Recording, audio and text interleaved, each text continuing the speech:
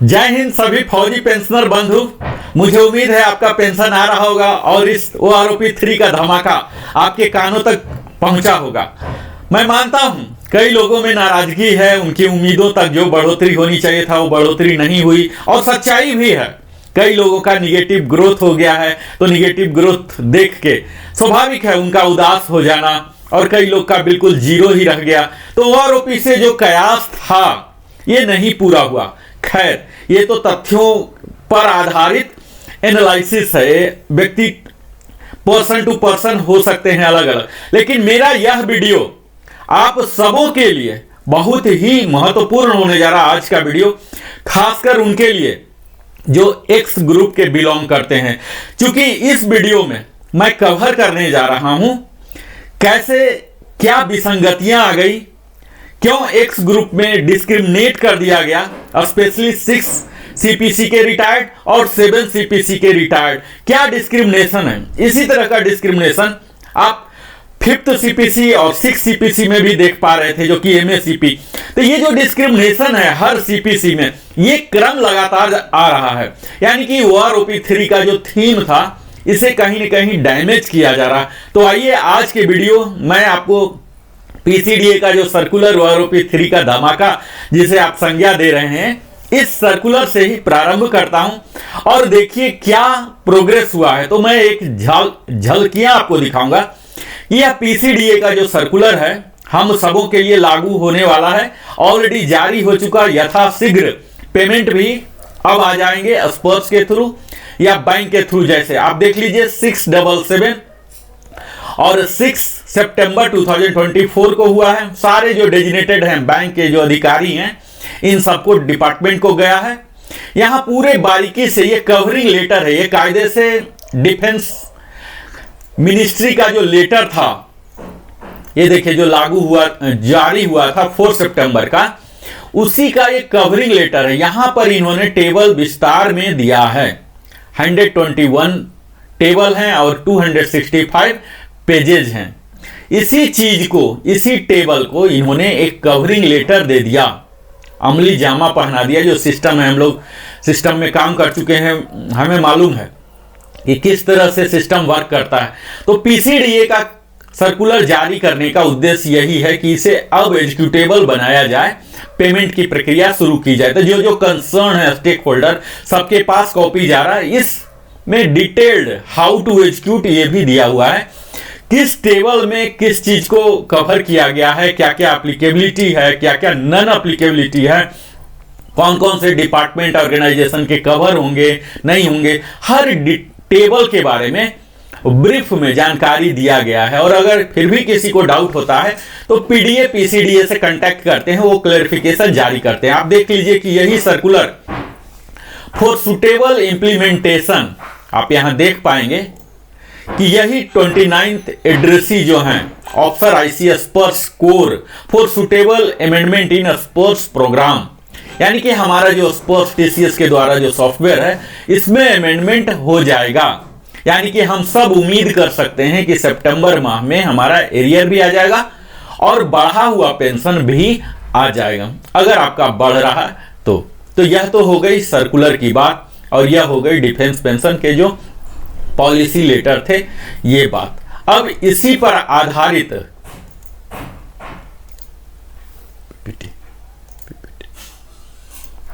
हम देखेंगे कि अभी तक हमने इस मुद्दा पर क्या बात किया है। तो आइए आप हम PPT के जरिए हम आपको बताते हैं कि अभी तक हमने देखा कि क्या क्या प्रोग्रेस हुए हैं। टोटल OROP का हमने इतिहास का भी बात किया, और इस PPT में आप देखेंगे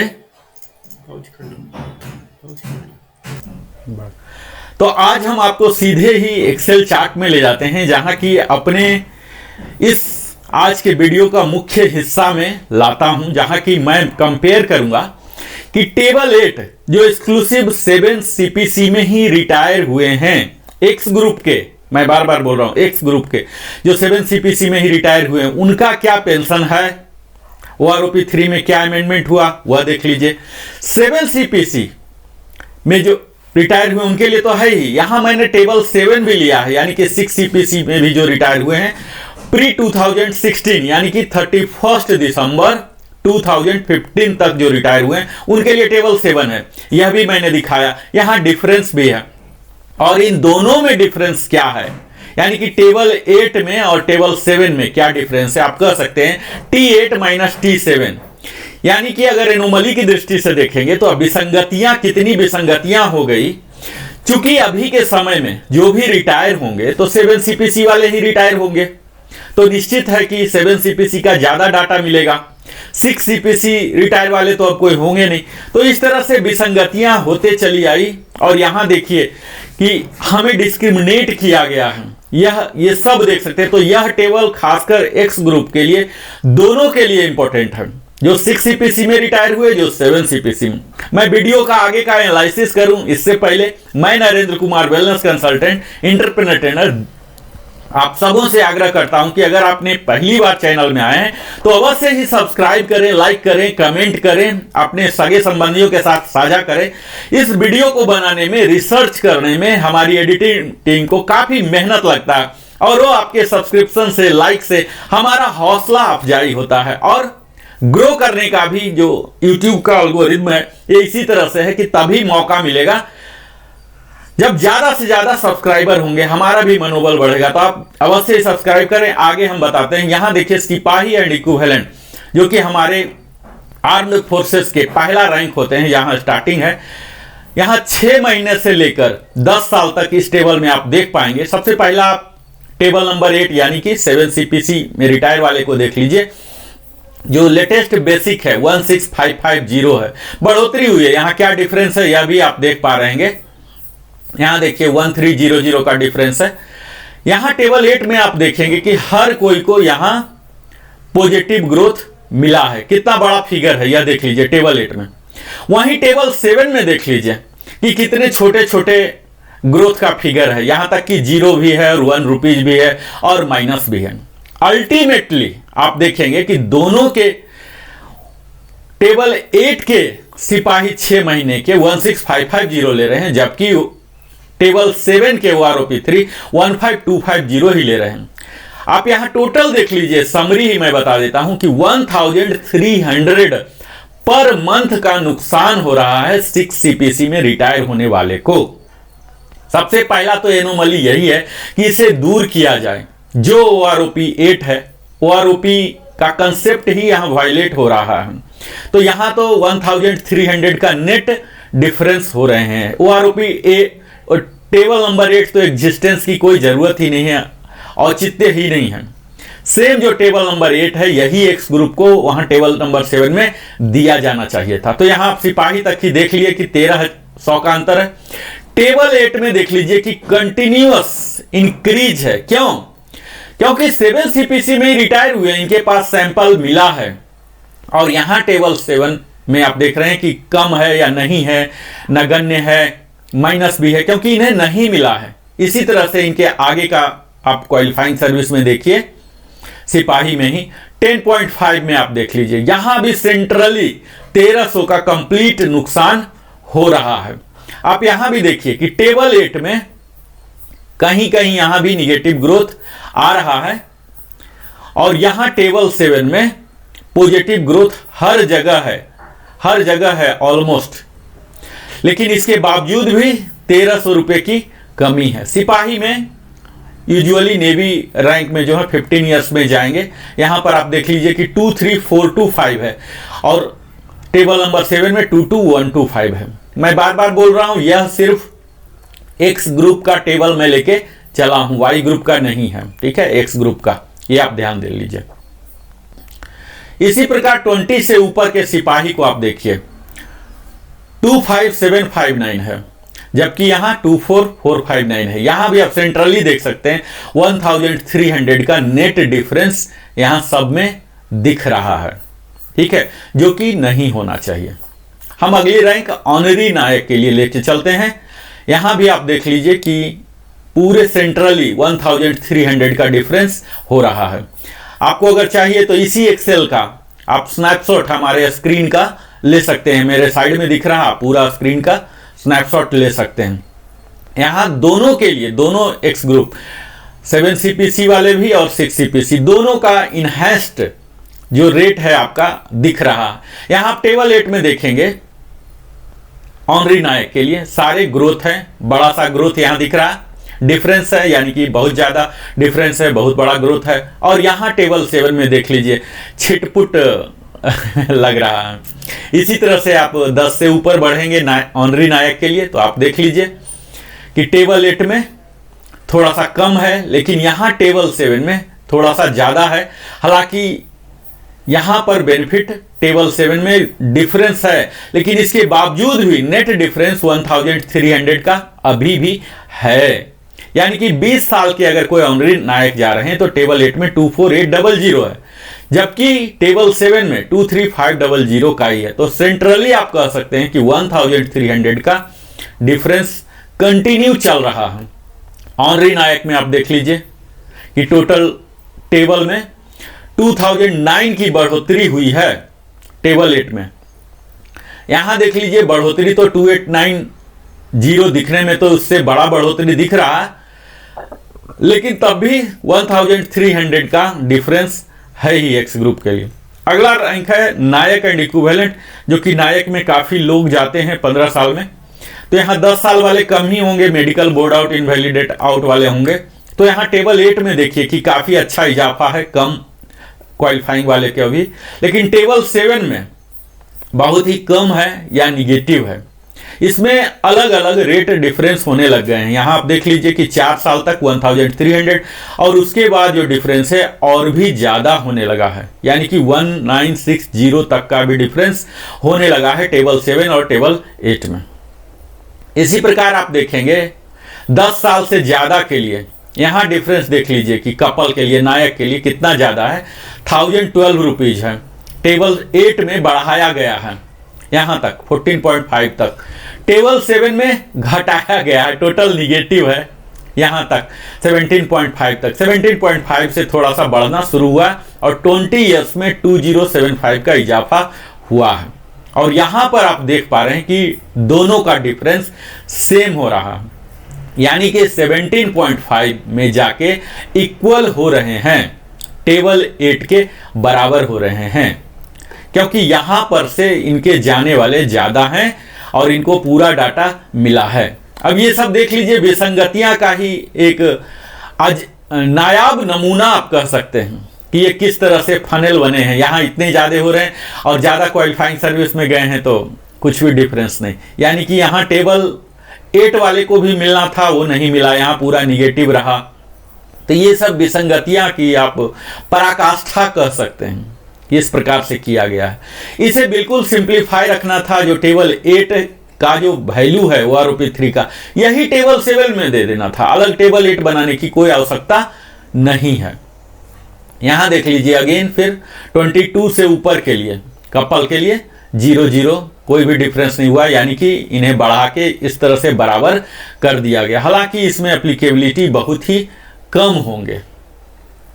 अगला में ऑनरी हवलदार भी कम ही लोग बनते हैं, जो हवलदार नहीं बन पाते हैं, नायक ही रहते हैं, तो उन्हें ऑनरी हवलदार दे दिया जाता है। यहाँ देखिए कि OROP 8 में टेबल 8 में अच्छा खासा इजाफा है 10 साल तक, बाकी टेबल में भी यही रहा है। टेबल 7 में देख लीजिए यहाँ निगेटिव ग्रोथ है, फिर भी यहाँ डिफरेंस आपको दिख रहा है 1300 या उससे ऊपर भी। यहाँ 10 ईयर्स में 1960 भी दिख रहे हैं। इसी के 10 साल से ऊपर में जाएंगे तब आपको अगेन फनेल बनता हुआ दिखेगा। यहाँ देख लीजिए कि टेबल 8 में फिर से निगेटिव ग्रोथ है, 15 के बाद निगेटिव और बहुत ही कम है, और टेबल 7 में पूरा निगेटिव ही है और यहाँ पॉजिटिव हुए हैं 17.5 में, यानी कि यहाँ पर 0 हो गए T7 minus T8 minus T7 में जाके, तो यहाँ 0 यानी कि दोनों बराबर कर दिए गए हैं। यहाँ देख लीजिए अगेन 20 में टेबल में पूरे टेबल 8 में ऑनरी हवलदार के 20 प्लस जो कि जाते हैं, यहाँ पॉजिटिव ग्रोथ दिख रहा है, अच्छा खासा फिगर दिख रहा है। टेबल 7 में भी काफी अच्छा खासा दिख रहा।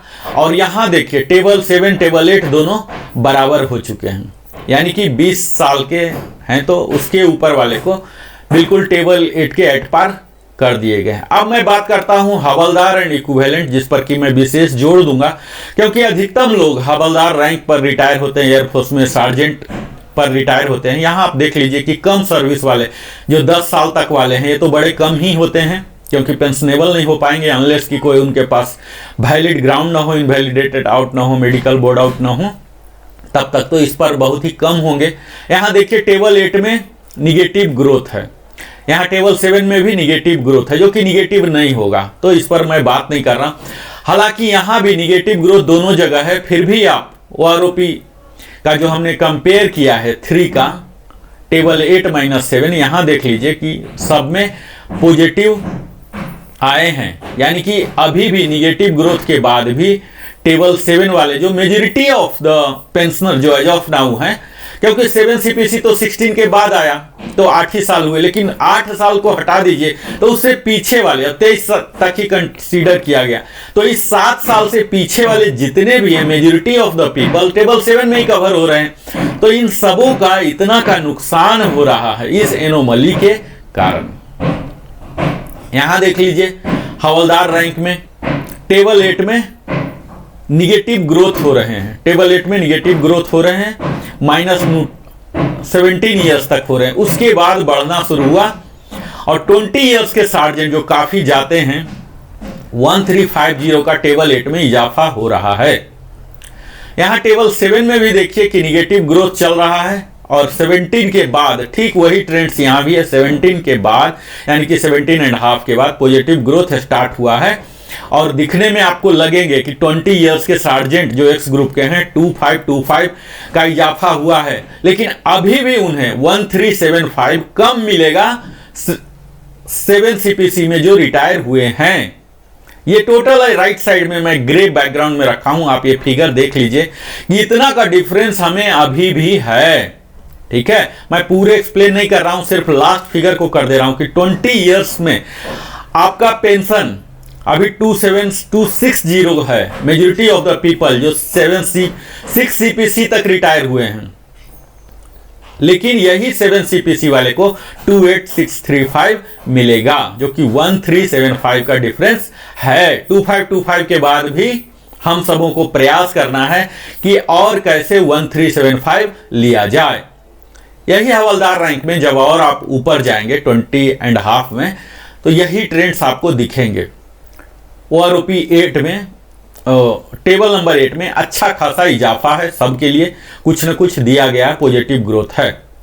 यही टेबल 7 में भी पॉजिटिव ग्रोथ है, लगभग सेम 1675, लेकिन इन दोनों के बावजूद भी यहां देखिए कि टेबल 8-7 में डिफरेंस है। कायदे से ये डिफरेंस नहीं होना चाहिए, यही आदर्श रूप होना चाहिए। तो यहां हर कोई जो 20 और उससे ऊपर जो हवलदार में गए हैं, दोनों टेबल के लिए उनके लिए तो सचमुच बल्ले बल्ले ही है, यानी कि 17.5 साल से ज्यादा जो भी सार्जेंट हवलदार रिटायर हुए हैं उनको कुछ ना कुछ मिला है, चाहे वो टेबल 7 से रेगुलेट हो रहे हो या टेबल 8 से, दोनों को कुछ ना कुछ मिला है। यहां देख लीजिए, अब यहां एक केस का स्टडी कर लीजिए कि 19.5 में गए हैं तो इनका 2050 आ रहा। क्यों? क्योंकि जो एवरेज मैट्रिक्स जो भी इस ब्रैकेट में रिटायर हुए होंगे तो निश्चित है बहुत जल्दी, ये जैसे एयरफोर्स की अगर बात करूं तो जल्दी LAC डायरेक्ट LAC बन गए होंगे, फिर कपल 5 साल में बनते हैं तो 5 साल में बने, फिर तुरंत सार्जेंट बने होंगे। तो सार्जेंट एज ए सार्जेंट 8-9 साल रहे होंगे, या स्पोर्ट्स कोटे के होंगे तो 10 साल 11 साल भी रहे होंगे, और प्री मैच्योरली रिटायर हो गए, तो काफी हाइयर स्केल में इनको सैंपल मिला है।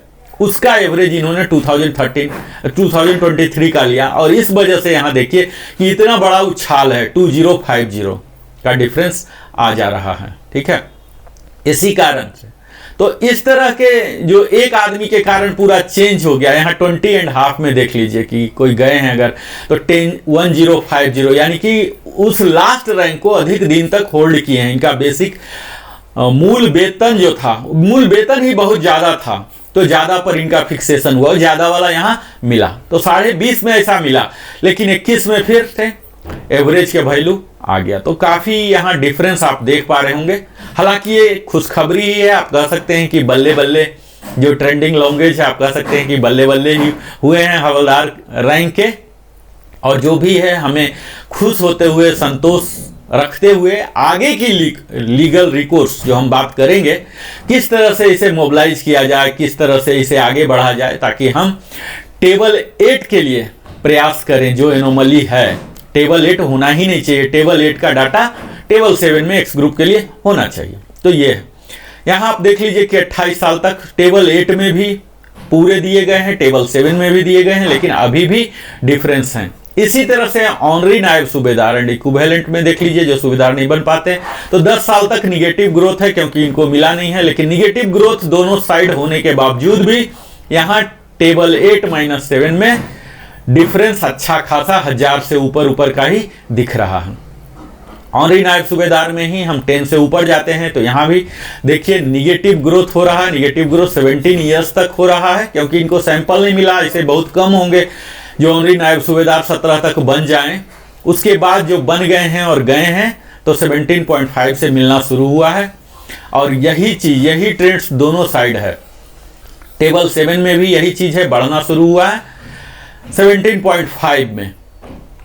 तो 17.5 के बाद ही जाएंगे, तो यहाँ जब से जाने की आयु होती है तब से उनको बढ़ोतरी हो रहा है। लेकिन यहाँ जो फाइनल लाइन है मेरा आज का टेबल जो दिखाने का है, टेबल 8-7, यहाँ आप देख पा रहे होंगे T7-8 एक एरर है, टाइपिंग एरर। ये कायदे से T8-T7 है, ठीक है। आप यहाँ देख लीजिए कि कितना ज़्यादा डिफरेंस हो रहा है। तो हमने अभी तक देखा कि किस प्रकार एनोमली है। ऑनरी नायब सूबेदार में आप देखिए, जो कि हमने आपको बताया है 6 महीना में पूरा निगेटिव ग्रोथ है, 6 महीने से 10 तक में, और 10.5 से फिर 17 तक करीब निगेटिव है दोनों टेबल में। निगेटिव के बावजूद भी यहाँ जो OROP का 3 का T8-T7 है, ये काफ़ी अच्छा 4 डिजिट में है, ठीक है। 17.5 के बाद यह काफ़ी अच्छा फिगर दिख रहा है। ऑनरी नायब सूबेदार जो भी बहुत ही कम रिटायर होते हैं, मैक्सिमम या तो हवलदार में चले जाएंगे, लेकिन जो बन पा रहे हैं उनके लिए यह टेबल इंपॉर्टेंट है, खासकर एक्स ग्रुप का। मैं बार बार बोल रहा हूँ, यहाँ देखिए किस तरह से फनलिंग हुआ। 24.5 तक 238 की बढ़ोतरी हुई है, और 25 ईयर्स से दोनों टेबल बराबर हो गए, यानी कि 0-0 आ गए हैं, ये बराबर हो गए, ठीक है। अब आगे हम आर्टिफिशियल 3-1 जो नेवी के बहुत कम ही बनते हैं, नेवी के जो हैं ये आप देख लीजिए। यहाँ 10 साल तक सेम पैटर्न है, यहाँ भी 10 साल तक निगेटिव ग्रोथ है दोनों टेबल में। लेकिन निगेटिव के बावजूद भी यहाँ जो रिजल्टेंट है T8-T7 यहाँ 4 डिजिट में है। फिर से 10.5 के ऊपर आप अगर जाते हैं तो यहाँ देखिए यह टेबल पूरे एक्स ग्रुप के लिए डेडिकेटेड है। यहाँ आप देख लीजिए कि 17.5 के लिए 333 का ग्रोथ हो रहा, और यहाँ 942 का। लेकिन यहाँ देख लीजिए फाइनल डिफरेंस अभी भी 1793 का हो रहा है, इतनी बढ़ोतरी के बाद भी। तो यहाँ आप 18 ईयर्स में देखिए 608 है, और इस तरह से दोनों का डिफरेंस बढ़ता ही जा रहा है। अगले जो फाइनल हैं 20.5 से ऊपर वाले के लिए यहाँ भी अच्छा खासा डिफरेंस है अभी T8 और T7 में, ठीक है। अगला हम आते हैं नायब सूबेदार एंड इक्विवेलेंट, जो कि आर्मी में काफ़ी धुआंधार इस संख्या में इस रैंक में जाते हैं, JWO या CPO जाते हैं। यूजुअली 20 से ऊपर ही यह रैंक मिलता है, 20 के आसपास 18-17 से भी मिलना शुरू हो जाता है। तो 10 साल तक यहाँ देखिए निगेटिव ग्रोथ है, दोनों जगह निगेटिव ग्रोथ है, तो इसलिए मैं अपने एनालिसिस से बाहर रखता हूं। लेकिन इसे एनालिसिस में इसलिए ले रहा हूं, T8-T7 देख लीजिए कि कितना बड़ा वैल्यू है। तो जो भी मेडिकल बोर्ड आउट हैं उन लोगों को इतना का नुकसान आज हो रहा है, ये विसंगतियां टेबल 8 इंट्रोड्यूस करके। टेबल 8 इंट्रोड्यूस हुआ था OROP 2 से ही, तब से ही विसंगतियां का भरमार लगे जा रहा है। यहाँ देख लीजिए आगे जब हम बढ़ते हैं तो 10.5 से निगेटिव ग्रोथ है, 0 ग्रोथ है, और 20 तक ऑलमोस्ट 0 है या निगेटिव है। टेबल 8 में कोई बढ़ोतरी नहीं हुआ। टेबल 7 में भी लगभग यही चीज दिख रहा है, निगेटिव ग्रोथ है। लेकिन इस निगेटिव के बावजूद भी यहां देख रहे हैं कि 2 से 2500 एवरेज वैल्यू ले सकते हैं, 2500 का अंतर नायब सूबेदार का यहां हो रहा है। यानी कि JW ही एक 7 CPC में रिटायर हुए और एक 6 CPC में, 2-2000 का यहाँ 20 ईयर्स में।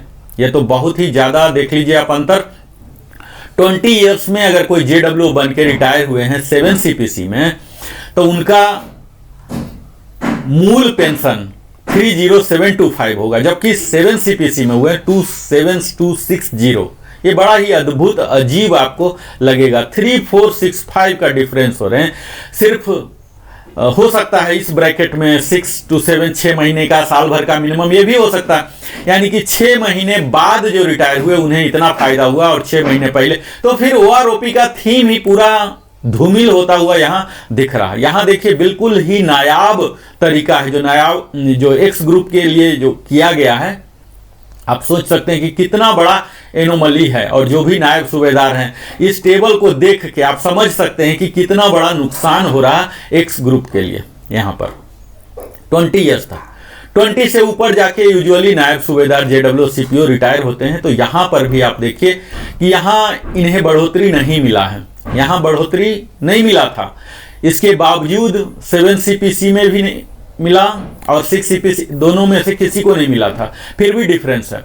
और यहां भी देखिए टेबल 8 में कोई बढ़ोतरी नहीं है, 0 है। टेबल 7 में बढ़ोतरी है, इतने 1775 का डिफरेंस है, लेकिन उसके बावजूद भी टेबल 8 से इतने ये पीछे हैं। अब यहां देख लीजिए कि 24 ईयर्स में 100 रुपीज इन्हें बढ़ा है टेबल 8 में, और टेबल 7 में जाके बढ़ा है 2950। यानी कि 24 ईयर्स में ये एट पार टेबल 8 के हो गए हैं। अब फिर ये कैसे हो गया? ये तो लक पर डिपेंड कर रहा है, या कैसा सैंपल मिला, क्या तरीका रहा है इस AI ने जो काम किया, डाटा एनालाइज किया, पूरे मैं कह सकता हूं पूरे का रेड मार्क रख दिया। इससे बेहतर होता कि हमारे जो पहले क्लर्क थे, इतने मोटे मोटे चश्मा पहन के काम करते थे, हाथ से लिखते थे, पेन से बनाते थे, वो ज्यादा बेहतर काम करते। और यहाँ पूरा सॉफ्टवेयर के द्वारा AI और डाटा एनालिसिस ML के द्वारा काम कराया गया है, और पूरे डाटा जो सैंपलिंग किया उसकी ऐसी की तैसी करके रख दी गई है। अगर 24 से लेके 25 तक आप देख लीजिए कि ये एट पार हो गए हैं। इन्होंने बड़ा पुण्य किया था, टेबल 7 वाले भी टेबल 8 के हो गए। बाकी सब पुण्य की मात्रा थोड़ी कम की थी, उसकी तीव्रता कम रखी होगी, इसलिए शायद नहीं हुआ। क्या ये अजूबा आपको दिखेगा नायब सूबेदार के साथ। यहाँ देख लीजिए इतने का डिफरेंस हो रहे हैं। यहाँ ऊपर बढ़ने से 24 के बाद ये ऑलमोस्ट आप 24 और उसके ऊपर कह सकते हैं कि ये एट पार टेबल 8 हो चुके हैं। इसी में हम सूबेदार एंड इक्विवेलेंट की बात कर रहे हैं।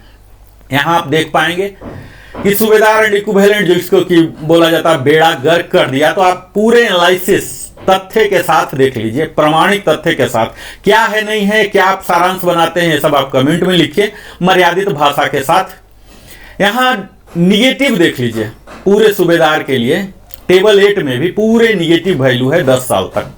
इसी तरह से टेबल 7 में भी निगेटिव वैल्यू, तो निगेटिव की मैं बात नहीं कर रहा हूं, लेकिन निगेटिव होते भी T8 T-7 में काफी अच्छा 500 के एवरेज में अंतर है।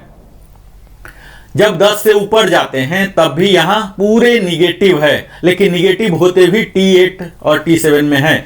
तो आप अगर सूबेदार रैंक से रिटायर हुए हैं, चाहे टेबल 8 के द्वारा रेगुलेट हो रहे हैं या टेबल 7, तो इस स्लाइड का स्नैप ले सकते हैं ताकि आप एग्जैक्टली अपने क्वालिफाइंग सर्विस में क्या आपको मिलना है यह देख सकते हैं। मैं बार बार क्वालिफाइंग सर्विस का राउंडिंग ऑफ कैसे करते हैं ये भी बताते रहा हूं। 10.5 में वो फॉल होंगे जो 10 ईयर्स 3 मंथ्स और 1 दिन से भी ज्यादा काम किया, और 10 ईयर्स 9 मंथ्स तक काम किया, वो इस ब्रैकेट में आएंगे। यही फिलॉसफी बाकी सब में चलता है। 20 ईयर्स तक बहुत कम ही होंगे जो सूबेदार बन गए, वारंट ऑफिसर बन गए, चीफ आर्टिफिसर बन गए, चीफ मेक बन गए और बाहर चले गए, इसमें कम ही होगा। लेकिन जो भी हैं उनका काफी अच्छा यहाँ डिफरेंस दिख रहा है। 20 के ऊपर जो सूबेदार में है, यहाँ देखिए टेबल 8 में 25.5 तक में या तो निगेटिव है या 0 है। 26 ऑनवर्ड्स बढ़ोतरी हुआ है टेबल 8 में, और टेबल 7 में 20 के बाद ही बढ़ोतरी होना शुरू हुआ। तो सूबेदार बनने में कम से कम 24 से प्लस ही जाएंगे अगर कोई एक्सेप्शनल नहीं है। तो यहां सूबेदार रैंक में देख लीजिए कि टेबल 7 में लगभग निगेटिव है, 250 है, 475, यही 2-3 पॉजिटिव वैल्यू हैं, बाकी सब निगेटिव है। टेबल 8 में हालांकि कुछ मिल रहा है 26 के बाद, लेकिन सबसे जो ध्यान देने वाली बात है T8 माइनस T7 में यहां अच्छा खासा अंतर है। इसी तरह से आगे जब बढ़ेंगे सूबेदार मेजर में, जो कि हाईएस्ट रैंक होते हैं, यहां आप देख लीजिए 6 महीने से लेकर 10 साल तक पूरे निगेटिव ग्रोथ है दोनों साइड।